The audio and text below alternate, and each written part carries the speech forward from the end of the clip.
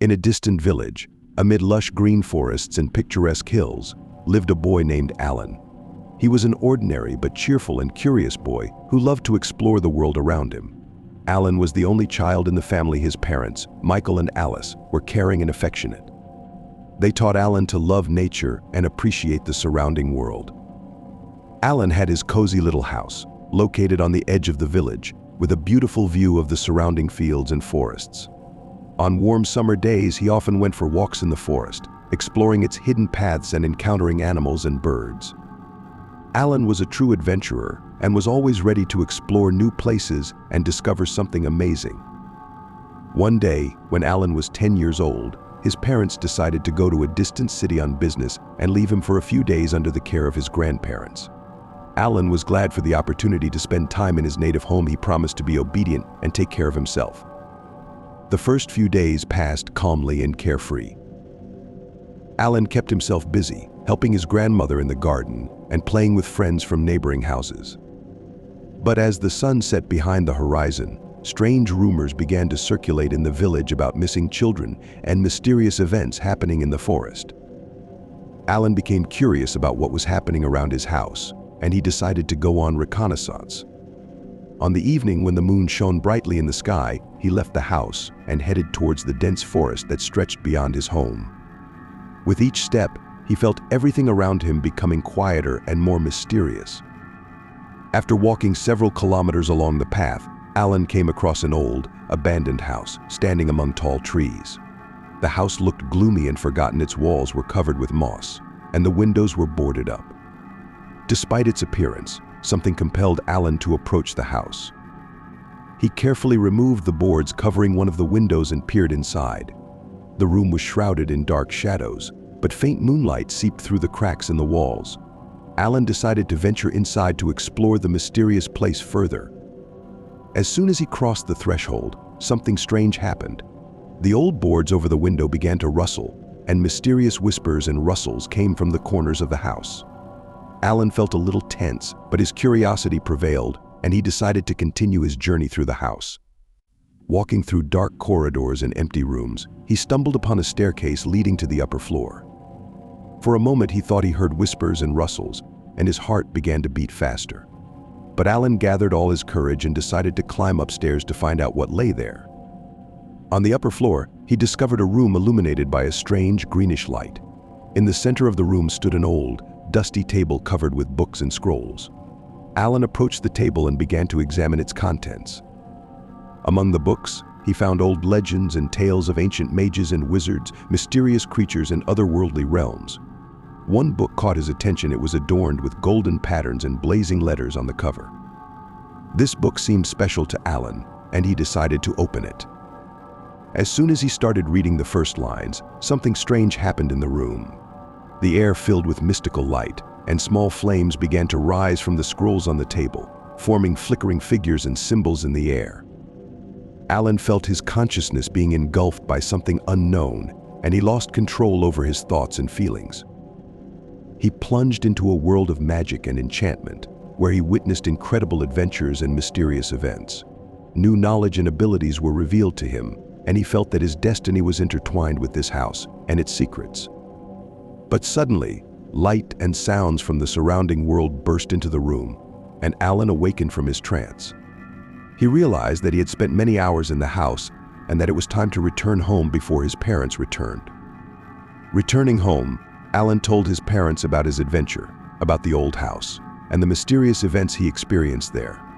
They listened to him with interest and admiration, their hearts filled with pride and love for their son.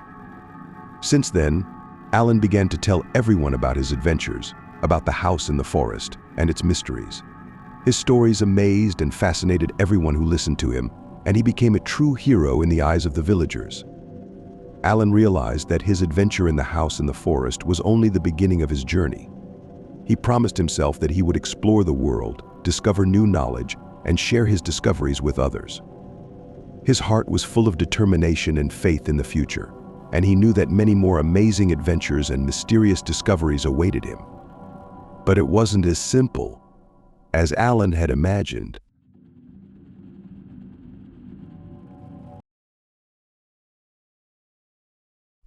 After the death of little Tommy's parents, he had to move to a new town and live in a huge house on the outskirts. This house had long been abandoned, and even during the daylight hours, it was shrouded in a mysterious atmosphere. In the first few days, Tommy felt lonely and uneasy. However, he soon noticed that a strange neighbor lived in the house opposite. This neighbor, named Mr. Brown, was an elderly man with a strangely pale face and sad eyes. He never ventured outside or interacted with other people. All that was known about him was that he used to be a famous artist, but had long abandoned his profession. Tommy became curious about Mr. Brown and decided to visit him. Approaching his house, he noticed that the windows were closed and locked. The door was camouflaged as if no one was supposed to enter. Tommy knocked on the door, but no one answered. Only eerie sounds, as if someone was rummaging inside, could be heard. Despite his fear, Tommy decided to sneak into the house and find out what was happening with Mr. Brown. He found a spare key under a flower pot and entered. Inside, darkness prevailed, with only the flickering light of a candle illuminating the room. Before Tommy's eyes was an astonishing sight.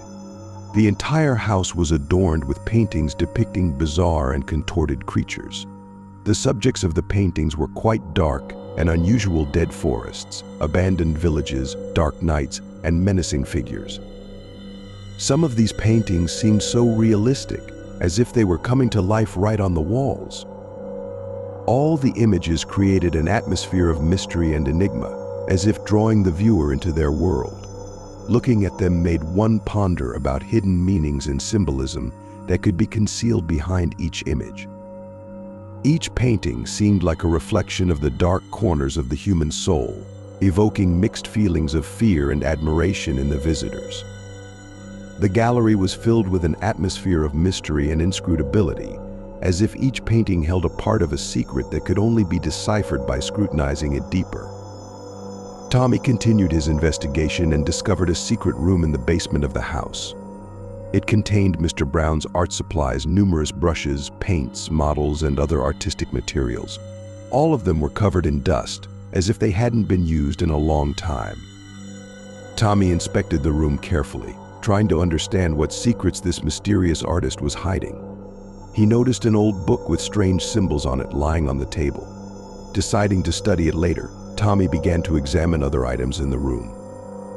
Suddenly, his gaze fell upon an antique portrait depicting a young man with a mysterious gaze. He was sure he had seen this portrait somewhere before, but couldn't remember exactly where. Determined to take a closer look, Tommy picked up the portrait and suddenly noticed another image appearing behind it on the wall, as if they were coming to life right on the walls.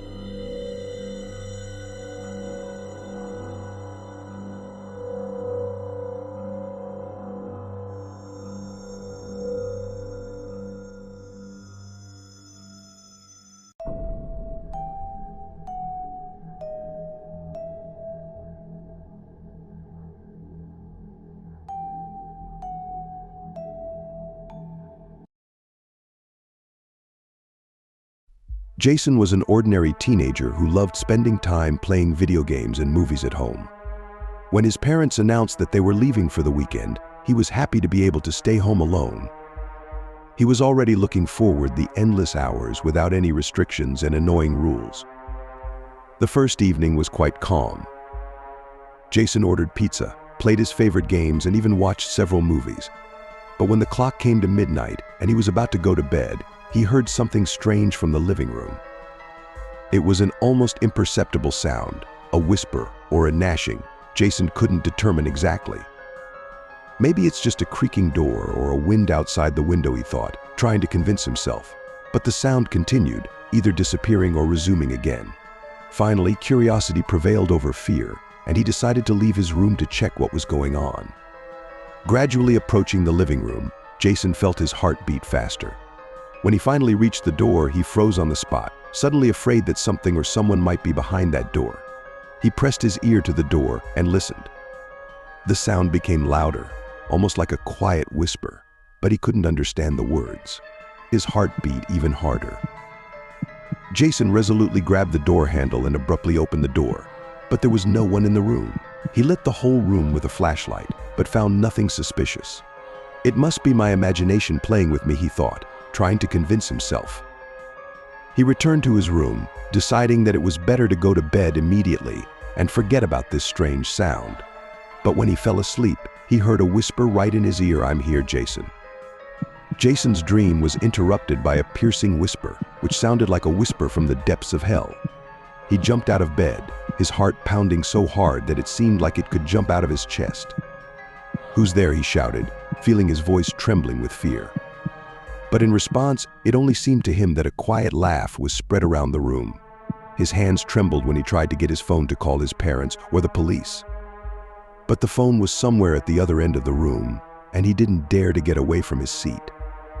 Laughter became louder and sinister, filling the room with a suffocating fog of horror. Jason felt his mind begin to slowly go away, absorbed in the madness that lay in this whisper. Finally, he gathered his will in his fist and rushed to the phone, ignoring all the sounds and ghosts that seemed to him. He dialed his parents' number, hoping they hadn't gone too far yet. "Hello? Mom?" "Dad," his voice trembled as he spoke. But in response, he could only hear a distant whisper that read, "They're already gone, Jason. You stayed here with me." Jason threw his phone and ran out of the room, screaming and crying. He ran without looking back, not knowing where he was going, but only seeking to leave this house filled with darkness and madness. He no longer felt that common sense, what reality and what he should do. Jason's story remained a mystery to many. Some said he went to a mental hospital, but others claimed that he simply no longer existed, as if he was swallowed by the darkness that permeated the house where he was left alone.